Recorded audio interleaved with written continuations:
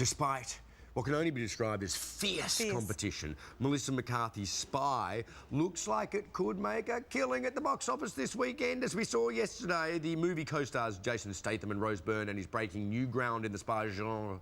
Now, our movie man Jason Jabba Davis has stealthily tracked this action comedy rise to success. Morning to you, Jabs. Morning, guys. Melissa McCarthy, I just love her in anything. She's hilarious. How is she in this? Well, to sit this close to Melissa McCarthy, when we interviewed her for Spy, I must say that I was absolutely spellbound and starstruck and, you know, kind of yammered for about 5 minutes. She looked great in that interview, too. Yeah, later that day I saw her put her star on the Hollywood Walk of Fame, so I was definitely, you know, in the orbit of the Melissa McCarthy star. She stars as Susan Cooper, who's a desk-bound CIA analyst called into the field after Jude Law has a horrible mistake on a covert mission. So, of course, that's half the film, is us accepting that, OK, this desk-bound big lady is capable of being a secret agent. Let's take a look at what happens when she gears up for her mission.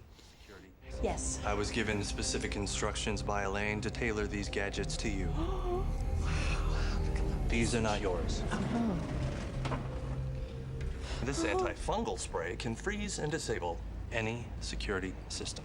Wow, that is quite an image to be carrying all over Europe. It's also pepper spray. Why not just make it look like pepper spray? It's a pretty good idea. All right, well, next time. Well, and then she goes, can you maybe print a new label for it? He goes, oh, I don't have to switch the printer on.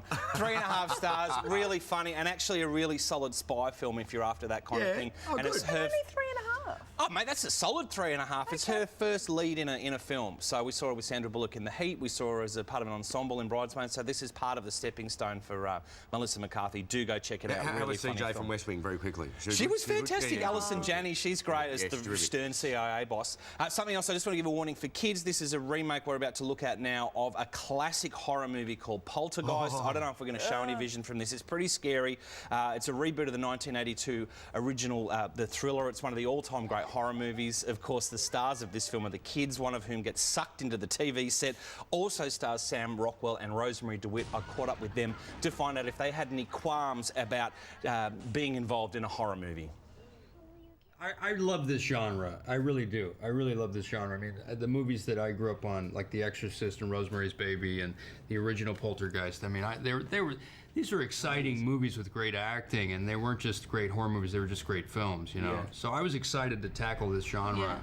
You know, I think it's very actor-friendly. And daunting, you know. Yeah. And it's we love the movie, you know what I mean? And then you start to think, we love the movie. This generation doesn't know this movie. This movie was 30 years ago. This is part of the fabric of our childhood. Yeah. And then maybe they'll see this movie and then go back and watch the original, and you know, and then we have a new generation of movie buffs emerging. Yeah, love to know what hardcore horror fans make of it. I thought it was, you know, really solid effort. 3 stars for Poltergeist in cinemas now. Next week we catch up with The Rock for his film San Andreas, which is enormous. Good. Poltergeist was so terrifying. I mean, that's a classic of the genre. Hard to kind of reboot. There's good jumps in this one, and a kid getting sucked into the TV. What more could you want? Hello, girls.